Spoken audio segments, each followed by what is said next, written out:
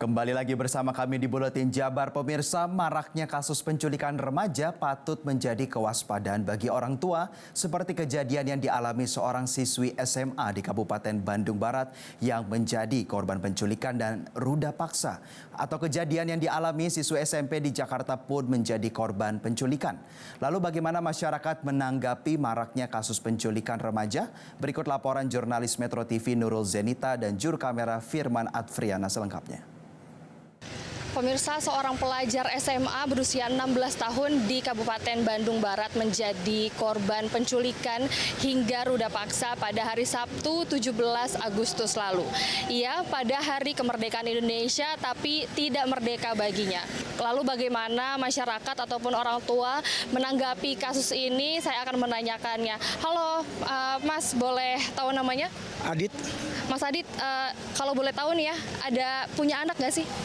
Punya 2, umur 12 dan 15. Oke.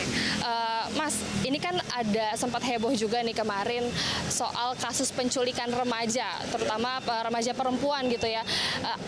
Merasa khawatir nggak sih atas kasus itu? Tentunya saya sebagai orang tua juga khawatir ya. Apalagi saya juga punya 2 anak yang udah remaja lah, masih remaja seperti itu. Jadi seandainya dia main kemanapun keluar rumah, jadinya mau nggak mau ada rasa takut juga saya sebagai bapak gitu. Karena ada rasa takut itu, ada gak sih upaya pencegahannya atau trik-triknya gitu sebagai orang tua? Ya paling yang pertama kita mulai mengawasi ya. Jadi kita supaya biar tahu anak kita ini mainnya dengan siapa aja. Jadi kita bisa ngontrol mereka seperti apa, pergaulan mereka seperti apa.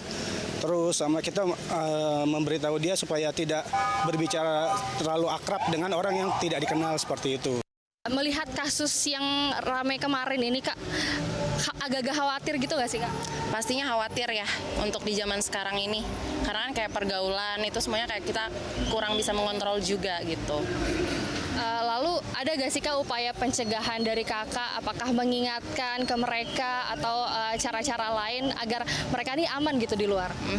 Kalau menurut saya pribadi semuanya emang dimulainya dari keluarga terdekat ya, dari lingkungan kita sekitar juga untuk aware buat kita tahu kalau misal kita punya keluarga, adik, sepupu, bahkan tetangga yang masih remaja, kita kalau bisa kita wanti-wanti untuk menjaga pergaulannya di sekitar agar dia juga bisa mengontrol dirinya juga. Kak Mary, terima kasih banyak ya. Saya akan bergeser ke narasumber selanjutnya. Halo Kakak, boleh tahu namanya siapa? Halo, nama saya Sarah. Kak Sarah, boleh tahu ada gak keluarga terdekat ini atau orang-orang terdekat yang masih remaja? Masih ada. Kak, kan ada sempat nih ramai kemarin kasus soal penculikan dan juga ruda paksa remaja. Kakak ngeliatnya gimana sih? Agak khawatir gak sih? Sejujurnya lumayan khawatir ya Mbak, soalnya apalagi di zaman sekarang tuh susah banget kita kontrol, apalagi dengan era digital dan yang SMP juga semakin dewasanya tuh dewasa lebih cepat gitu, jadi kita harus lebih aware sih sebenarnya, harus lebih cautious lah, hati-hati lah.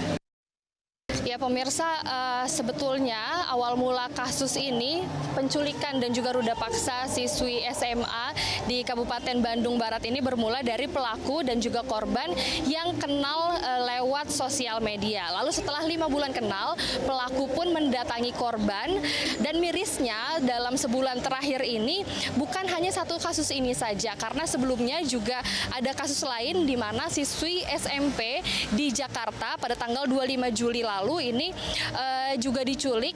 Kronologisnya korban baru sampai di sekolah, lalu pada saat ia sampai di sekolah ia dipanggil oleh seorang pria.